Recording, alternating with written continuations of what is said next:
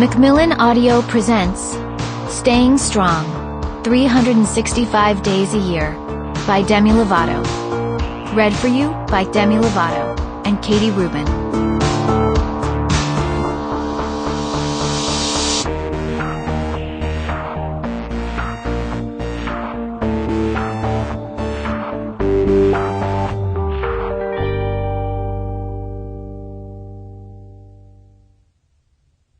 An introduction from Katie Couric.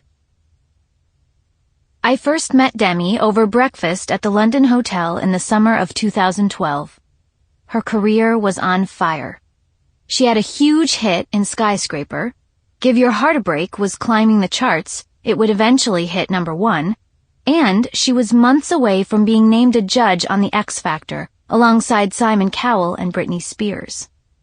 For a girl who had just turned 20, and made her name as a Disney teen queen, she seemed wise beyond her years.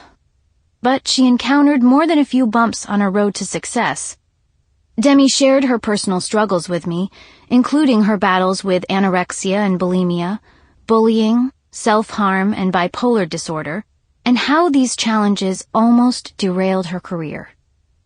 As a mother of 2 daughters, I was so grateful that Demi was using her painful experiences to talk frankly to girls and let them know that fame doesn't necessarily shield you from insecurity and self-doubt.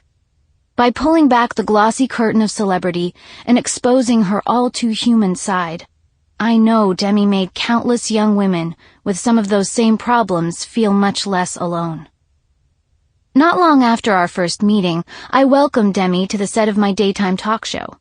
No surprise, she was charismatic and generous. Her willingness to speak so openly in a public forum inspired me to share my own experience with an eating disorder in my 20s, something that I had never spoken about before. Demi's honesty made me feel safe to be honest about my own past. Demi has a unique relationship with her fans. They love her, and she loves them right back. She's taught us all that we need to give our hearts a break at the low moments and take the time to enjoy the view from the skyscraper when we hit our highs. Whether you're 16 or, in my case, 56, you'll learn something from Demi's journey and life advice and end up loving her even more. Hey you guys, this is Demi Lovato. I want to thank you so much for picking up my audiobook. It's really important to me that I get to spread my message, not only through my music, but through the things that I love to do, which are inspiring other people, talking about my issues, what I've been through. My goal for this book is to inspire somebody every day for an entire year, and hopefully from then on you can inspire others as well.